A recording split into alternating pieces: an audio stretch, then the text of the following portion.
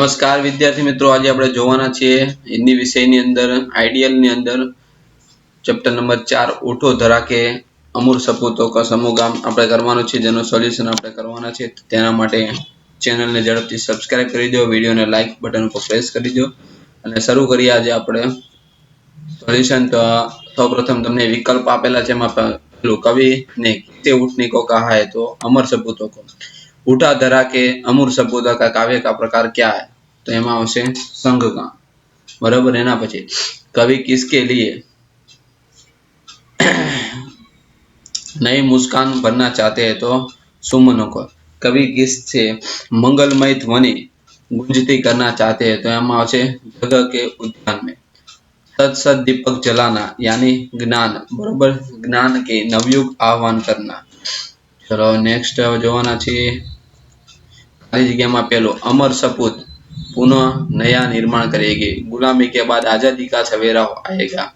देशवासी विचारों के किरणें फैल रही है। लोगों के मन में उमंगे और हौसलों की नई लहरें है। आज देशवासी खुलकर सांस ले रहे। युग युग के मर्जे सुमनों से नई नई मुस्कान भरो। डाल डाल पर बैठा वे कुछ नए स्वरों में गाते हैं। नूतन मंगलमय ध्वनियों से गुंजित जग उद्यान करो। एक भी वाक्य में पहलू है स्वतंत्रता के बाद कैसी रात बीत गई, तो स्वतंत्रता के बाद गुलामी से रात बीत गई। स्वतंत्रता के पहले किसका अंधेरा था, स्वतंत्रता से पहले गुलामी की परतंत्र का अंधेरा था। आजादी के बाद सभी लोग अपने जीवन में किसका अनुभव कर रहे थे, आजादी के बाद सभी लोग अपने जीवन में नए प्रकाश का अनुभव कर रहे थे।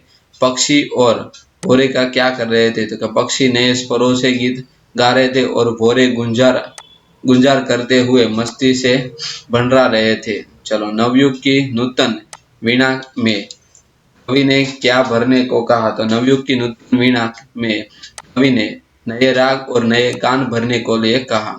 कवि कली कली कहाँ खिल रही है, बरोबर। कहाँ खिली हुई, तो उद्यान में। आजादी के सूरज की रोशनी से भारत माता का शरीर कैसा लगता है, आजादी के सूरज की रोशनी से भारत माता का शरीर सुनहरा लगता है। नूतन मंगलमय ध्वनि से किसे गुंजित करना है, तो नूतन मंगलमय ध्वनिया से जगरूपी उद्यान को गुंजित करना है। कवि किससे नया राग और नया गान भरना चाहते हैं, तो कवि नए युग की वीणा से नया राग और नया गान भरना चाहते हैं। चलो एना भाई 10 मुझे कवि ने सरस्वती का पावन मंदिर किसे कहा है, सरस्वती का पावन मंदिर विद्यालय को कहा है। कवि ने किस शुभ संपत्ति कहा है, बरोबर। तो कवि ने सभी विद्याओं को शुभ संपत्ति कहा है और सरस्वती का पावन मंदिर कहा है। सरस्वती के पावन मंदिर के रक्षक और पुजारी कौन है, सरस्वती के बच्चे, देश के बच्चे यानी पावन मंदिर के रक्षक और पुजारी है। कवि नवी मुस्कान कहाँ दिखना चाहते हैं, कवि जो पुष्प मुरझाए जाते हैं उस पर नई मुस्कान देखना चाहते हैं। संज्ञा किसे कहते हैं, किसी प्राणी, स्थान, वस्तु, भाव या गुण के नाम को संज्ञा कहते हैं। संज्ञा के कितने और कौन कौन से प्रकार है, संज्ञा के 5 प्रकार है। व्यक्तिवाचक संज्ञा, जातिवाचक संज्ञा, भाववाचक संज्ञा, द्रव्यवाचक संज्ञा और समूहवाचक संज्ञा। एना भाई આપણે પંક્તિ પૂર્ણ કરવાની છે। ઉઠો ધરા અમૂર સપૂતો પ્રાણ ભરો, બરોબર। તો તમારે ટેક્સ્ટ બુક્સ यानी ચોપડીમાંથી તમારે જોઈને લખવાની છે અથવા તમને અહીંયા સોલ્યુશન આપેલું છે। નેક્સ્ટ આપણને એ પ્રમાણે કાવ્ય પંક્તિ બધી આપેલી છે, બરોબર। તો આ કાવ્ય પંક્તિ તમારે ટેક્સ્ટ બુક્સ અથવા અહીંયા સોલ્યુશન આપેલા હોય તેમાંથી તમે જોઈને તમે આ પ્રશ્નના ઉત્તર લખવાના છે। एना भाई समानार्थी शब्द है, बरोबर। तो निर्माण यानी रचना, आय यानी अवसर, उद्यान यानी बाण, आह्वान यानी चुनौती, स्फूर्ति यानी उत्साह, सुमन यानी फल, बरोबर। सत सत यानी 100। विरुद्धार्थी शब्द लखवाना है। धरती यानी गगन, उठना तो बैठना, नया तो पुराना, मृत्यु जीवन तो मृत्यु, प्रातः तो रात्रि, फूल तो काट, पवित्र तो अपवित्र, अशुभ तो शुभ, रक्षक तो भक्षक और ज्ञान तो अज्ञान।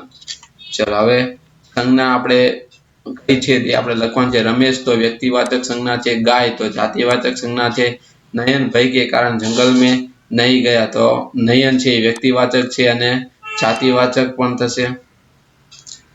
और भाई જે અંદર આવે છે ને ભાઈ भाववाचक થાય। सोना कीमती धातु है तो सोना जो द्रव्यवाचक છે। सरघस जा रहा था सरघस समूहवाचक છે। गंगा पवित्र नदी છે એમાં गंगा व्यक्तिवाचक अथवा जातिवाचक પણ संज्ञा કહેવાય। चलो એના પછી कुत्ता सो रहा है तो बराबर એમાં આવશે જવાબમાં कुत्ता जातिवाचक છે। वह दयालु है तो वह दयालु यानी भाववाचक। दल जा रहा था दल એટલે समूहवाचक। अहमदाबाद बड़ा शहर है अहमदाबाद ये व्यक्तिवाचक છે।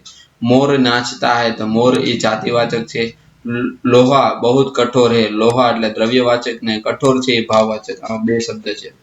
चलो वर्गीकरण करवानुं छे बराबर। आमांथी व्यक्तिवाचक कया छे जातिवाचक कया छे अने भाववाचक कया छे एनुं आपणे वर्गीकरण करीने लखवानुं छे। तो ई वर्गीकरणनी अंदर आपणे जोईए तो व्यक्तिवाचकनी अंदर रमेश भारत गुजरात हर्ष आवशे। जातिवाचकमां मनुष्य कबूतर जंगल पर्वत आवशे। भाववाचकमां आनंद ने प्रमाणिक आवशे। पदार्थ एटले के द्रव्यवाचक पदार्थवाचकमां लोहा पतली पेट्रोल पानी बधा आवशे। समूहवाचकनी अंदर सरघस दल बराबर सभा बधा आवशे। चलो काव्य वांचवानी छे तमारे अने काव्य परथी तमने अहींया नीचे प्रश्न आपेला छे एना उत्तर लखवाना छे। तो दरेक विद्यार्थी ध्यानथी काव्य वांचवाना छे। अने पहेलो प्रश्न आपणे जोईए तो हिमालय हमें क्या संदेश देते हैं। हिमालय हमें डटकर मुसीबतों का सामना करने का संदेश देते हैं। मुसीबत आने पर हमें क्या करना चाहिए तो मुसीबत आने पर हमें डर कर बराबर उसका सामना करना चाहिए बराबर। टड कर જોઈએ તો जो लाख मुसीबत आने पर मेरी सफलता जो जिन्हें मर जाने पर जितनी भी बाधा है उससे ही से लड़ना हिमालय उसी दुनिया भर में सभी से बड़ा આપણે ટડ કર આપણે એનો સામનો કરવો પડે છે। चलो એના પછી તમને આપેલું છે ત્રીજું कवि ने हिमालय को सबसे बड़ा क्यों किया है। हिमालय सभी बाधाओं से लड़ता रहा इसीलिए कवि ने उसे बड़ा कहा है।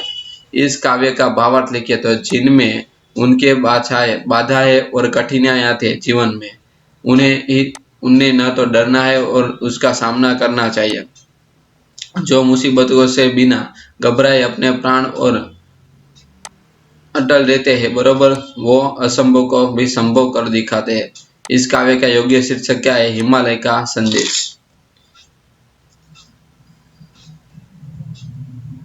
चलो नेक्स्ट वीडियो लेक्चर में आपणे आना पछीनुं सोल्यूशन जोवाना छे। तो तेना माटे तमे अमारी चेनल तमे झड़पथी सब्सक्राइब करी दो। तमारा फ्रेंड सर्कल में आगळ अवश्य शेर करो।